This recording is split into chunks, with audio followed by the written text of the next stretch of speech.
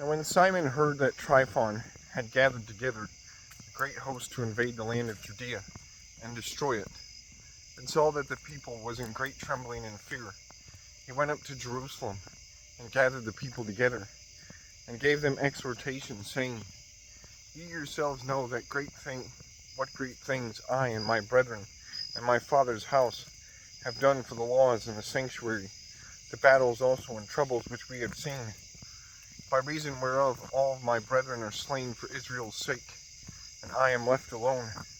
Now therefore, be it far from me that I should spare mine own life in any time of trouble, for I am no better than my brethren. Doubtless I will avenge my nation and the sanctuary, and our wives and our children, for all the heathen are gathered to destroy us out of our very malice, of very malice. Now as soon as the people heard these words, their spirit revived, and they answered with a loud voice, saying, Thou shalt be our leader, instead of Judas and Jonathan thy brother. Fight thou our battles, and whatsoever thou commandest us, that will we do. So then he gathered together all the men of war, and made haste to finish the walls of Jerusalem, and he fortified it round about. Also he sent Jonathan the son of Absalom, and with him a great power to Joppa, who casting out them that were therein, remained there in it. So Tryphon removed from Ptolemais with a great power to invade the land of Judea, and Jonathan was with him in ward. But Simon pitched his tents at Adida, over against the plain. Now when Tryphon knew that Simon was risen up instead of his brother Jonathan, and meant to join the battle with him, he sent messengers unto him, saying, Whereas we have Jonathan thy brother in hold, it is for money that he is owing unto the king's treasure, concerning the business that was committed unto him. Wherefore now send 100 talents of silver, and 2 of his sons for hostages, that when he is at liberty he may not revolt from us, and we will let him go.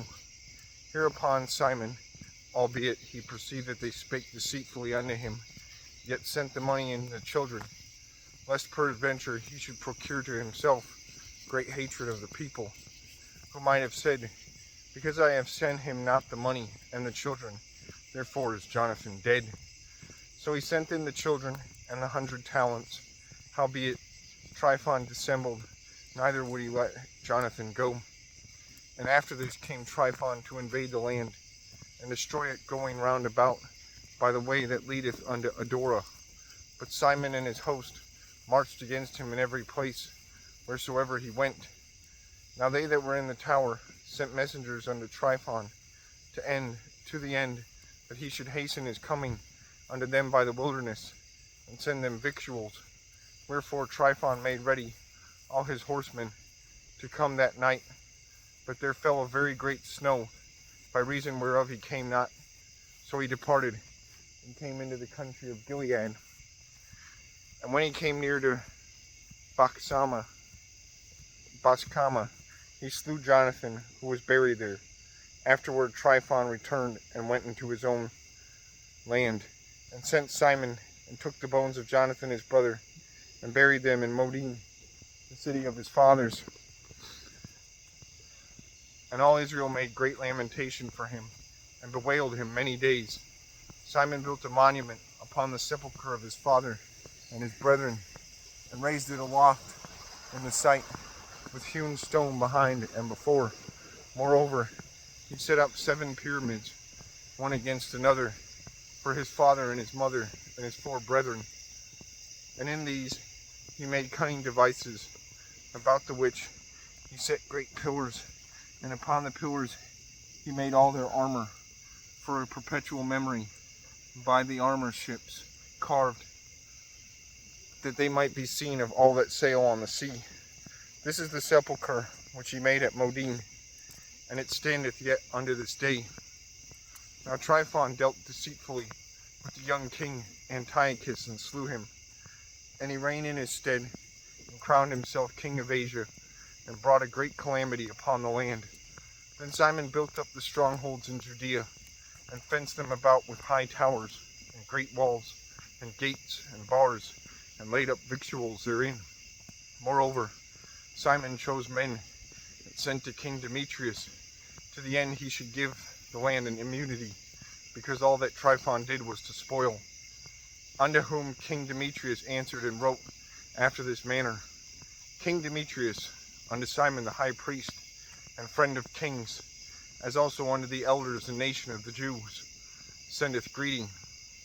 The golden crown and the scarlet robe, which he sent unto us, we have received, and we are ready to make a steadfast peace with you, yea, and to write unto our officers, to confirm the immunities which we have granted, and whatsoever covenants we have made with you shall stand, and the strongholds which ye have builded shall be your own.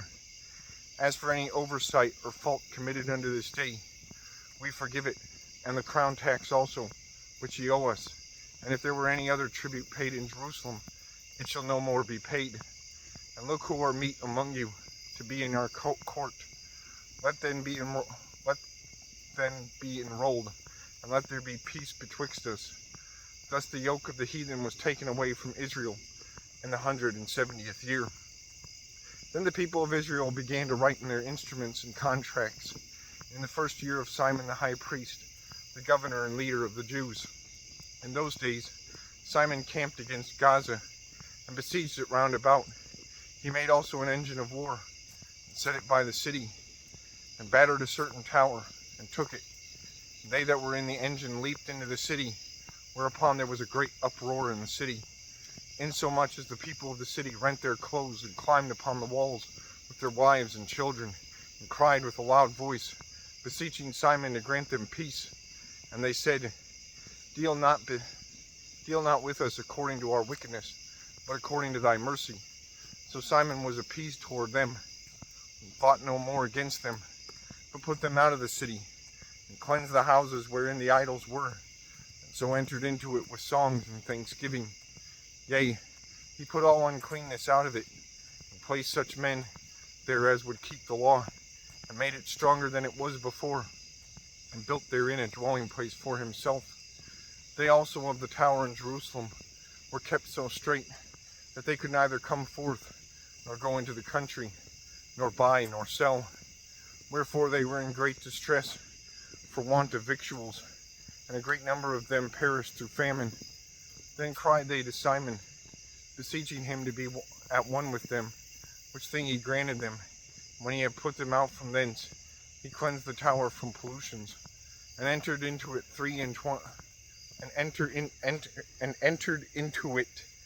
23rd day of the second month, in the 171st year, with thanksgiving and branches of palm trees, and with harps and cymbals, and with viols and hymns and songs, because there was destroyed a great enemy out of Israel. He ordained also that day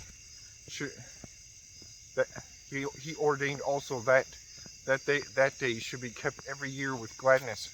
Moreover, the hill of the temple that was by the tower he made stronger than it was, and there he dwelt himself with his company. And when Simon saw that John his son was a valiant man, he made him captain of all host, and he dwelt in Gaza.